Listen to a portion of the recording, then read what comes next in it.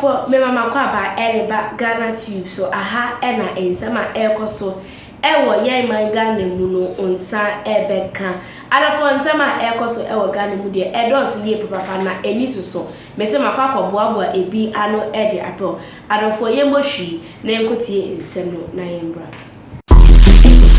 Ghana, the world's second largest producer of cocoa, has seen its 2024 export earnings plummet to $1.7 billion, the lowest in 15 years.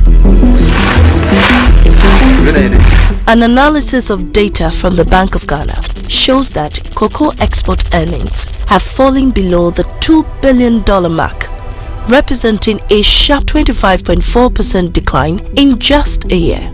Gold, cocoa and crude oil are Ghana's top 3 foreign exchange earners. However, the cocoa sector is unique. This is because Ghana retains over 90% of the foreign exchange generated.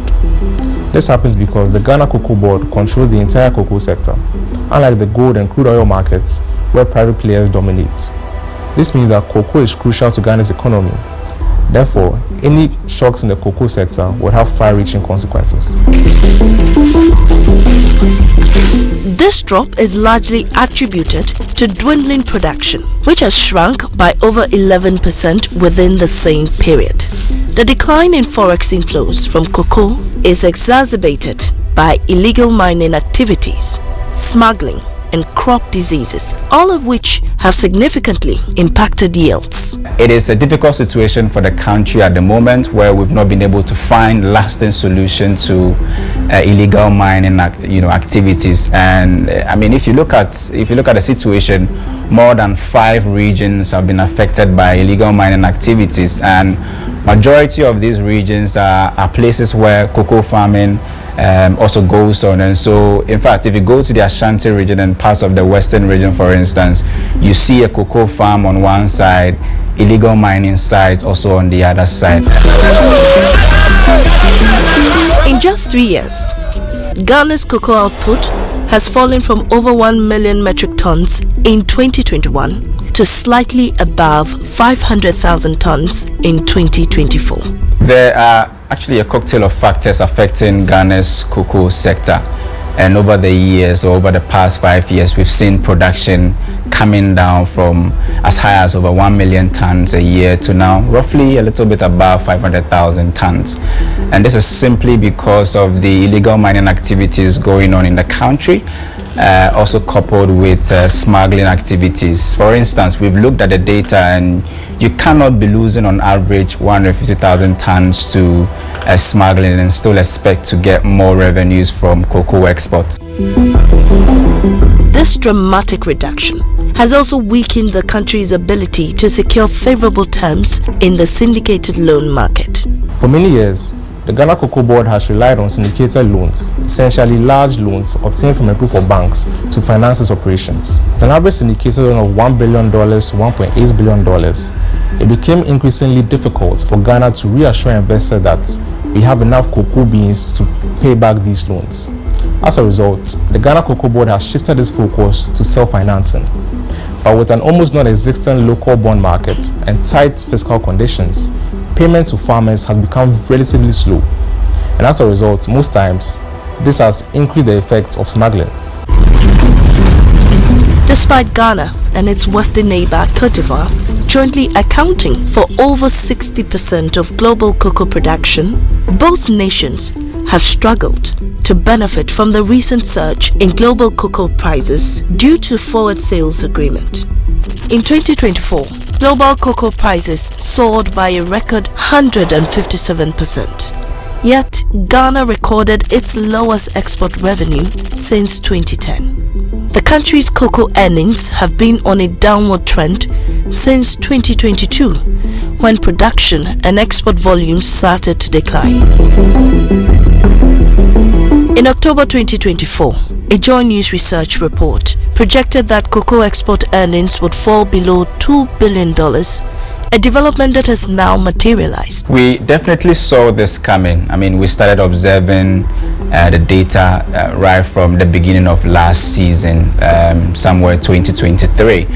And it was clear that it was going to be difficult for the country to make that 2 billion threshold in terms of cocoa export revenues. And so usually around October, export revenues should be hitting somewhere around 1.7 or 1.6 billion dollars. But in 2023-2024 season, something different happened where in August we were still recording below 1 billion dollars in terms of the cocoa export revenue. And so it was clear that Ghana wasn't going to meet or cross the 2 billion threshold.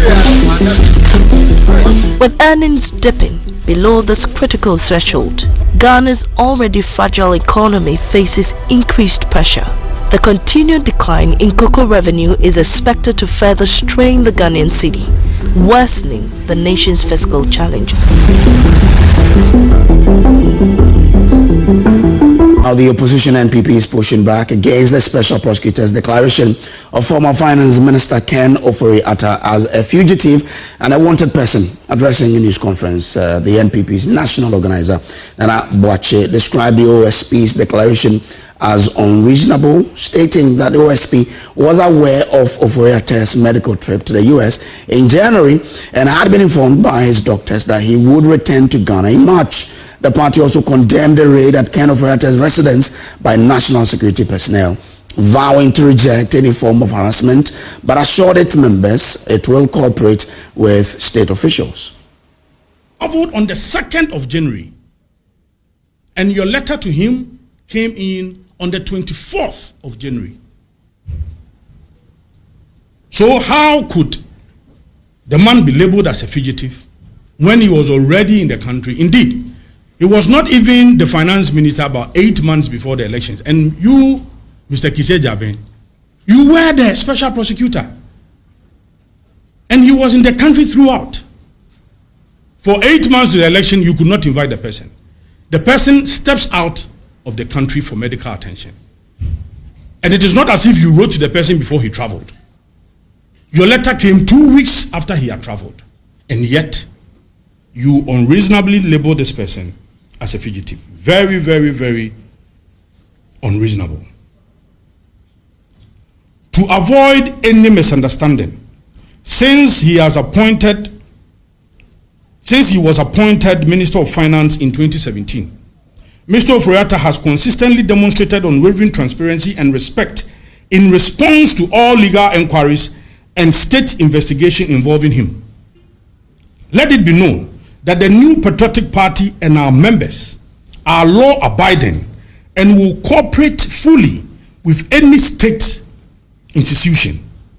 But however, we will reject any form of political harassment.